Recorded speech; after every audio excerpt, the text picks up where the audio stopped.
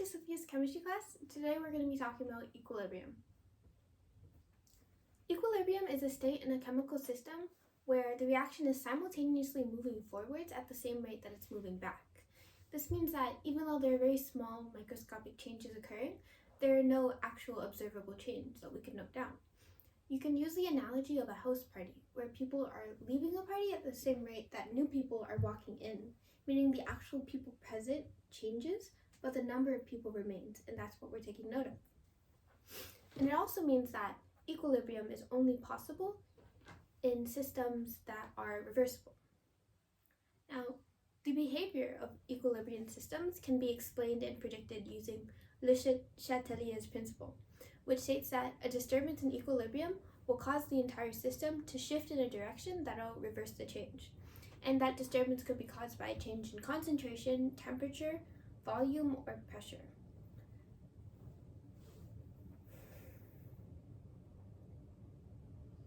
An increase in the concentration of a reactant would cause more molecules of the reactant to have to convert into products to balance out the inequality of products to reactants and establishing a new equilibrium that leans closer to products. And the same applies to the opposite when the amount of products increases.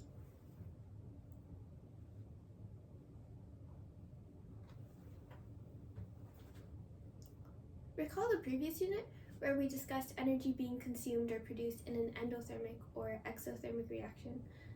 When heat is consumed in an endothermic reaction, heat actually serves as one of the reactants, whereas when exothermic reactions, heat serves as one of the products.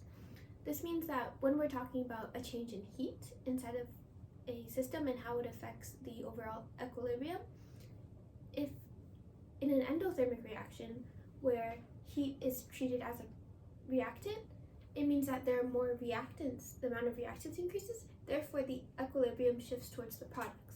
And in an exothermic reaction where heat is added, heat is one of the products, therefore the reaction shifts towards the reactants. In terms of volume and pressure affecting equilibrium system, they only affect gaseous equilibrium systems.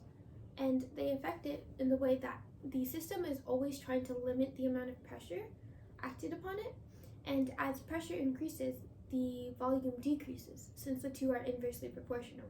So the molecules will shift towards the side with fewer molecules in order to decrease the amount of pressure. The symbol we use to express that a system is currently in equilibrium looks like this. And we use it in place of an arrow sign when we're writing out a chemical equation. So we'll write our reactants on our left, then the equilibrium system symbol, and then our products. Because the reactants are turning into products at the same time the products are turning into reactants. All systems in equilibrium have a constant, expressed by the symbol K. And the constant is the total value of the concentration of the products over the concentration of the reactants, where the coefficients act as powers.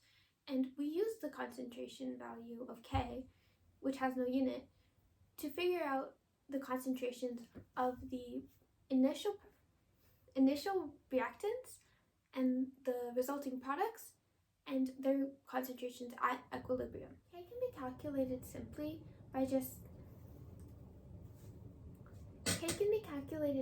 by just using the calculation of the concentration of the products over the concentration of the reactants is equal to K. For example, in the equation 2SO2, which is a gas, plus O2, which is also a gas, turns into SO3 gas. We'll use the equation, given that the concentration of SO2 is 0.4 molars, the concentration of oxygen gas is 0.22, and the concentration of sulfate is 0.26 molars. We just have to use the equation K is equal to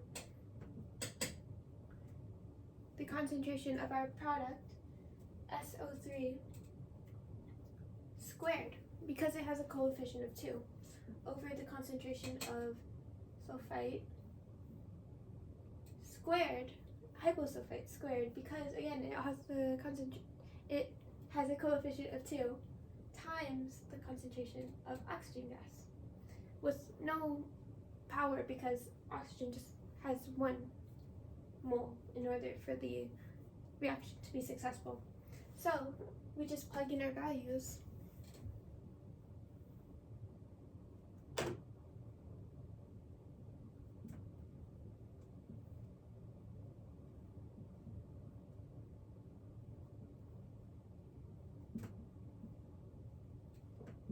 And we should get our K value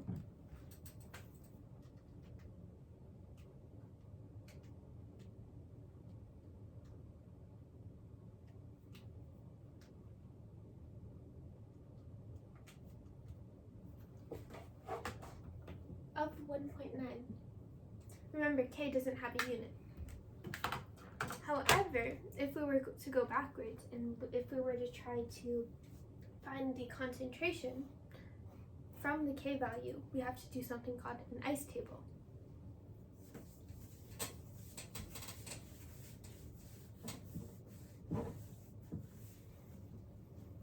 We'll use a very similar equation to show how ice tables are used, with 2SO3 breaks up into 2SO2 plus O2. And here we're given that our K value is already 0.2, and we're trying to find the initial concentration of sulfite. So to do this, we need to break our equation up into an ice table, where there's one value for I, which symbolizes the initial concentration, and we know that there is no initial concentration for both the products because they're being produced in the reaction. So we can just cross that out, or just write 0. Where C is the change that's occurring within the reaction. And the way that we find our change is we express it through a variable. So we know that we're losing 2 of blank for every 2 of hyposulfites created and for every 1 of oxygens created. So we can put minus 2x, and here we have plus 2x, since it's making 2, and here's plus x. And E is the concentration of each substance at equilibrium. And we're given that the concentration of oxygen at equilibrium is 0.30 molars. So essentially what we know is that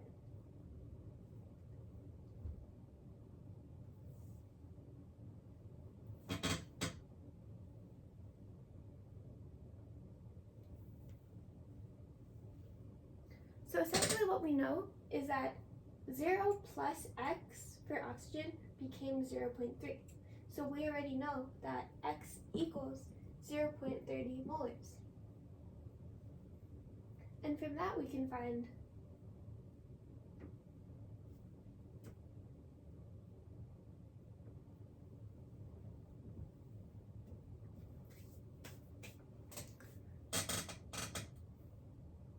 with our E value, we essentially know that from its initial value, the hyposulfite adds 2x to become the equilibrium. And since the initial value is 0, we know that 0 plus 2x equals 2x. And for this one, the initial value minus 2x is what's going to get our equilibrium. And here, we already know that 0 plus x gave us 0.3 molars. So from that, we're able to find out that x is just equal to 0.3. From that, we're able to make a K value equation to solve for our initial concentration of sulfite. So K equals to the concentration of oxygen times the concentration of hyposulfite, which is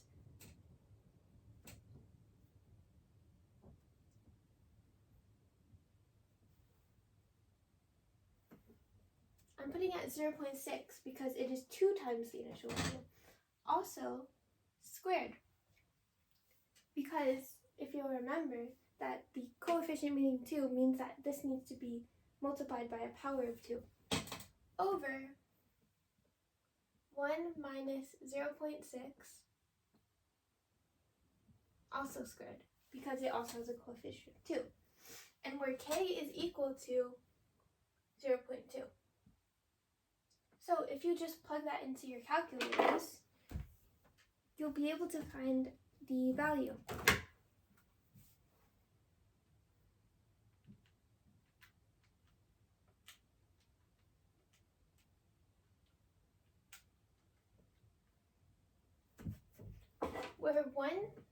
Where I minus 0.60 squared is equal to 0.54, meaning that I is equal to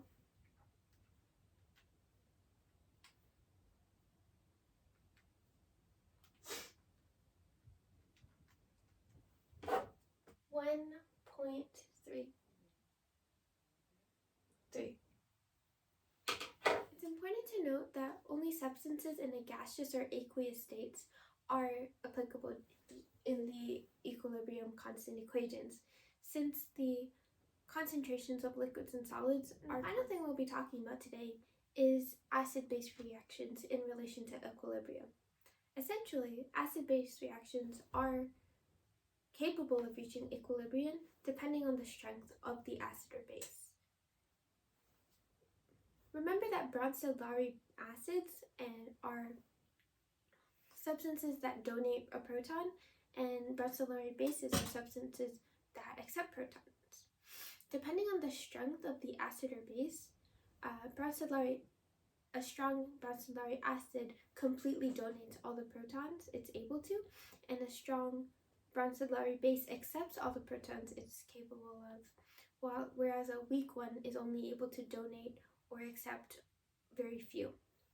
So if there's a weak Bronsted-Lowry acid, it will not be able to completely ionize, and there will still be reactants left over as well as products, meaning that there will be an equal or near equal amount of conjugate acids and conjugate bases present within the reaction.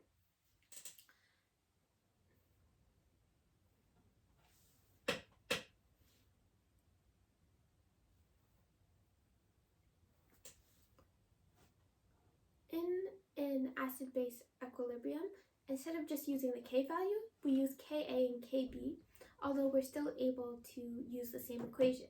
Just instead of measuring the overall concentration of one particular substance, we're measuring the concentration of the hydrogen or hydronium ions for Ka, or the concentration of the hydroxide ions when we're solving with Kb, B for base, A for acid.